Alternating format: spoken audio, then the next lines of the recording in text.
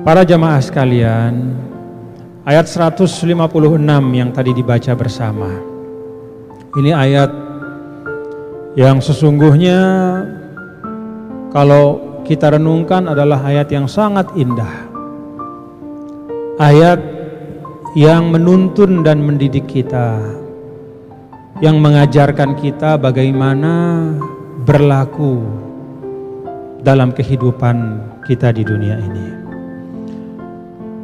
Yang pertama, Bapak-bapak dan saudara, ayat 165 ini kalau kita ingat minggu sebelumnya, ayat 164 itu adalah ayat tentang demikian banyak kekuasaan Allah, tanda-tanda kekuasaan Allah.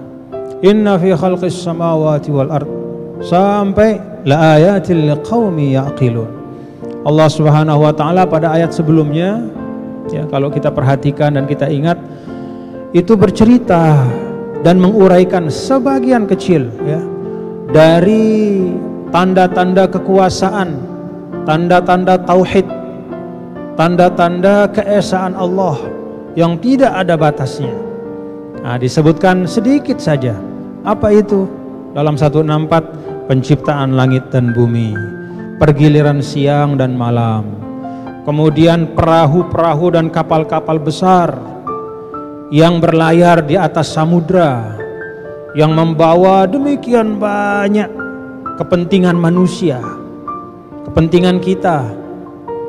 Manusia, barang itu dibawa dari samudra ke samudra.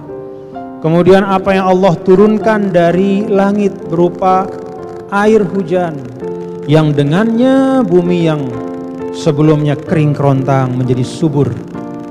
Maka tumbuhlah di bumi itu segala macam yang diperlukan oleh manusia. Lalu kemudian Allah Ta'ala juga isi bumi ini, ya, dengan wabatsa fiha min kulli dabbah, dengan segala macam makhluk yang diperlukan oleh manusia dalam kehidupannya. Baik diperlukan secara langsung dalam arti yang dimakan oleh manusia, ataupun diperlukan untuk menjaga manusia dari makhluk Allah yang lain. Karena ada hewan-hewan yang juga berfungsi untuk melindungi ekosistem kehidupan kita. Ada hewan-hewan yang berfungsi untuk melindungi manusia. Ada makhluk-makhluk Allah yang diciptakan untuk kemanfaatan manusia dalam arti melindungi manusia.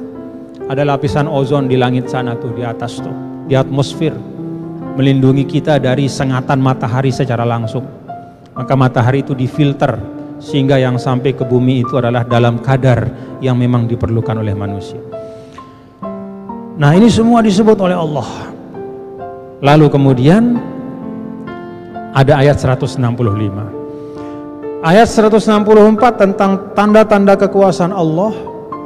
Seakan-akan Allah menyampaikan bahwa kalau sudah seperti itu keterangan Allah, sudah seperti itu tanda-tanda kekuasaannya dihamparkan di sekitar kita, maka seharusnya, normalnya, yang namanya manusia itu pasti beriman kepada Allah. Itu normalnya.